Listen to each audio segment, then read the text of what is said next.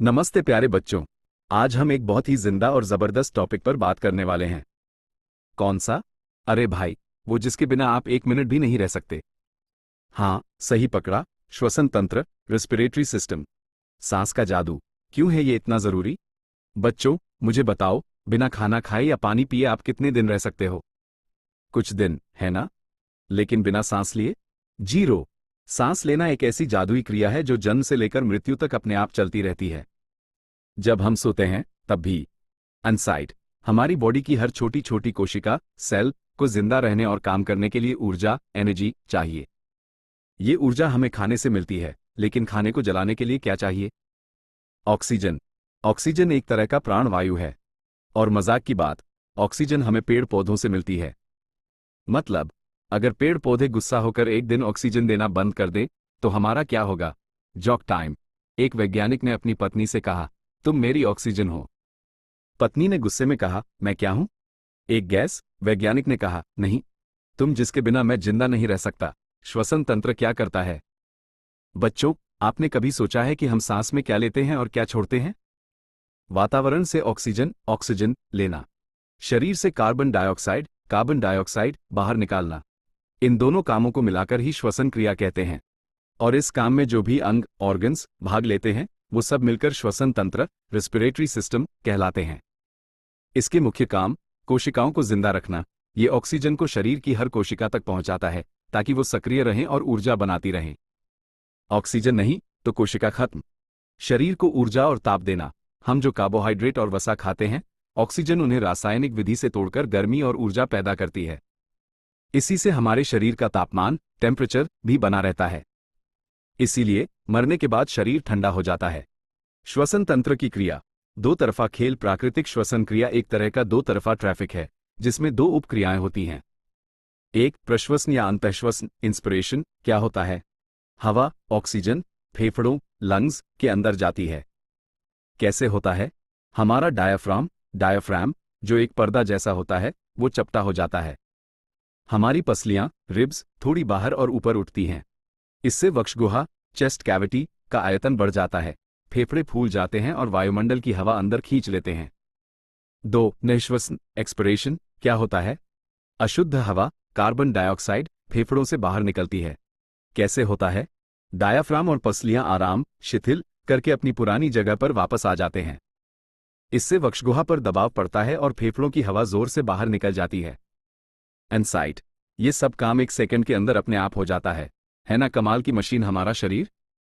Board exam के लिए इन दोनों क्रियाओं में डायाफ्राम और पसलियों की गति को याद रखना बहुत जरूरी है। व्यायाम का असर बच्चों, आपने देखा होगा कि जब आप दौड़ते हो या कसरत करते हो, तो आपकी सांस तेज हो जाती है। क्यों? क्योंकि जब हम व्यायाम, एक्सरसाइज करते हैं, तो हमारी मांसपेशियों, मसल्स को बहुत ज्यादा ऊर्जा की जरूरत होती है। इस ज्यादा ऊर्जा के लिए हमें ज्यादा ऑक्सीजन लेनी पड़ती है और ज्यादा कार्बन डाइऑक्साइड बाहर निकालनी पड़ती है। नियमित व्यायाम से हमारे श्वसन अंग मजबूत होते हैं। फेफड़ों की वायु धारण करने की क्षमता, लंग कैपेसिटी बढ़ जाती है। इससे हम सामान्य जीवन में भी गहरी और फायदेमंद सांसें ले पाते हैं। तो बोर्ड एग्जाम की तैयारी के साथ साथ गहरी सांस लेने का अभ्यास भी करते रहना। आज हमने श्वसन तंत्र का अर्थ, कार्य और क्रिया को समझा। क्या आप जानना चाहेंगे कि इस तंत्र के मुख्य अंग, जैसे नाक, श्वास नली, फेफड़े, कौन कौन से हैं और उनका काम क्या है? बहुत बढ़िया। अब हम श्वसन तंत्र के बारे में कुछ और गहरी बातें जानते हैं। इसे आप अपनी कॉपी में भी नोट कर सकते हैं, क्योंकि बोर्ड एग्जाम में ये सब बहुत काम आने वाला है। श्वसन तंत्र की क्रिया दर, रेट ऑफ रेस्पिरेशन। बच्चों, क्या आपने कभी घड़ी देखकर अपनी सांसों को गिना है? नहीं? कोई बात नहीं। सांस लेना एक अनैच्छिक क्रिया है, मतलब यह आपकी इच्छा से नहीं चलती, बल्कि निरंतर अपने आप होती रहती है। एक स्वस्थ वयस्क व्यक्ति 1 मिनट में लगभग 15 से 20 बार सांस लेता है।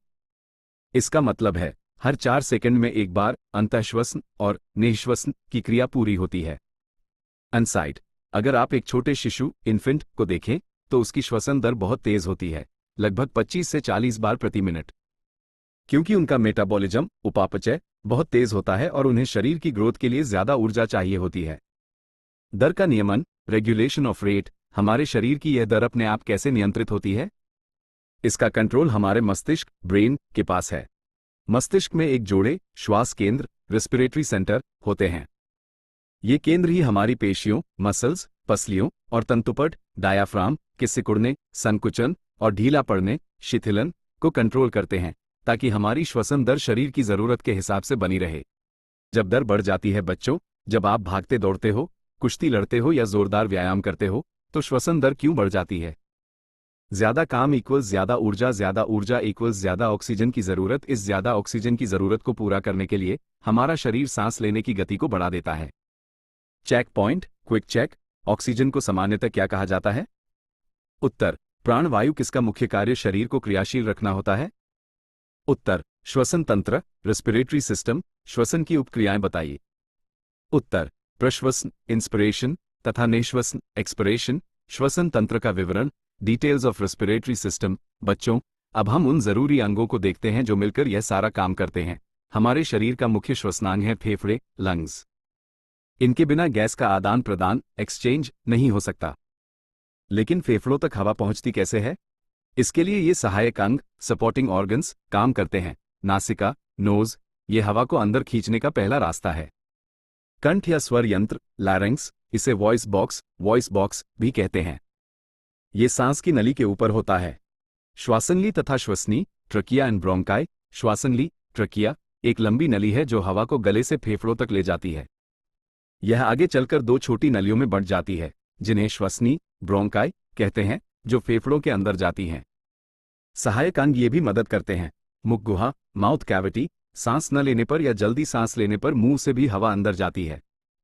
ग्रसनी, फैरिंक्स, यह मुख गुहा और नासिका मार्ग को श्वासनली से जोड़ता है। तंतुपट, डायाफ्राम, सांस लेने और छोड़ने में मदद करता है, जैसा हमने अभी पढ़ा। वक्षीय कटहरा, थोरैसिक केज, रिब केज, ये फेफड़ों को बाहरी चोट से बचाता है और सांस लेने की क्रिया में सहायता करता है। अब हम फेफड़ों के बारे में विस्तार से जानेंगे। तैयार हो?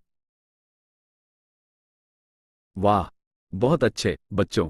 अब हम श्वसन तंत्र के एक एक खिलाड़ी को करीब से जानते हैं। ये समझ लो कि आपका ये होम साइंस का चैप्टर एक टीम की तरह काम करता है और नाक इस टीम का गेटकीपर है। एक, नासिका, नोज। गेटकीपर का काम श्वसन क्रिया की शुरुआत हमारे नासिका, नोज से होती है। हवा जिस छिद्र से अंदर जाती है उसे नासाद्वार या नथने कहते हैं। अंदर का मार्ग श्लेष्मिक कला, म्यूकस मेम्ब्रेन नामक चिपचिपे पदार्थ से ढका होता है। नाक से सांस लेने के फायदे, बेनिफिट्स ऑफ नेजल ब्रीदिंग। नाक केवल एक रास्ता नहीं है, बल्कि एक एयर प्यूरिफायर और हीटर भी है। छानना, फिल्ट्रेशन।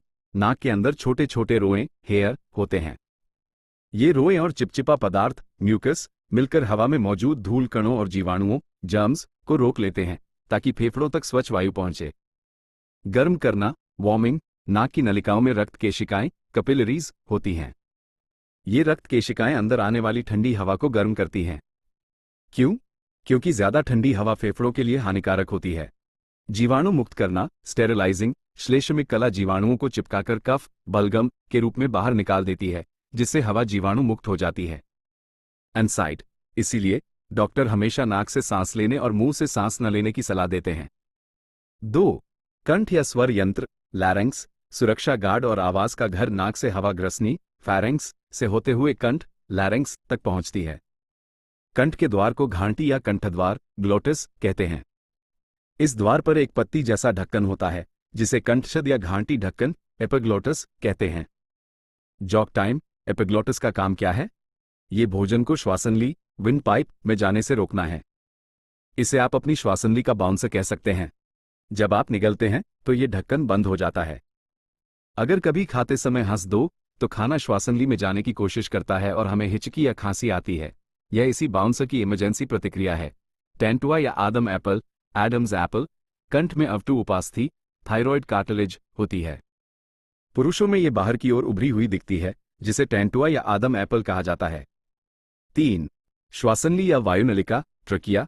हाईवे कंठ से हवा श्वासनली, ट्रकिया, में प्रवेश करती है। ये लगभग 10-12 सेमी लंबी नली है। श्वासनली की दीवार में 16 से 20 तक उपास्थि, कार्टिलेज, के अधूरे छल्ले होते हैं, सी आकार के। ये छल्ले बहुत जरूरी हैं।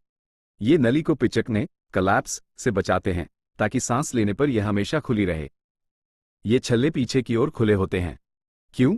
क्योंकि श्वासनली के ठीक पीछे भोजन नली, ग्रासनली, होती है।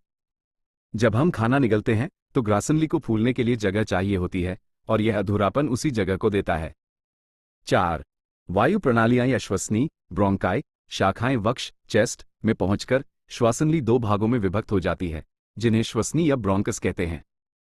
ये दोनों शाखाएं अपने अपने फेफड़ों में अलग अलग प्रवेश करती हैं। फेफड़ों के अंदर ये श्वसनी ब्रोंकाई असंख्य छोटी छोटी उपशाखाओं में बढ़ जाती हैं, जिन्हें श्वसनिका ब्रोंक्यूल कहते हैं। श्वसनिका के अंत में बहुत छोटे छोटे थैले सैक्स लगे होते हैं, जिन्हें वायुकोश या कूपिका एल्वियोलाई कहते हैं। वायुकोश ही वह असली जगह है जहां रक्त का शुद्धिकरण गैस एक्सचेंज होता है। चेक पॉइंट श्वसन एक अनैच्छिक क्रिया है। सही, वह क्रिया जिससे वायु फेफड़ों में भरती है प्रश्वसन कहलाती है। सही, फेफड़ों की संरचना कोमल तथा स्पंजी होती है। सही, वायुकोश कूपिका फेफड़ों की क्रियात्मक प्रकार्यात्मक इकाई होती है। सही, फेफड़ों द्वारा रक्त का शुद्धिकरण होता है। सही, श्वसन प्रक्रिया में रक्त का शुद्धिकरण ऑक्सीजन गैस के द्वारा होता है। सही। 5.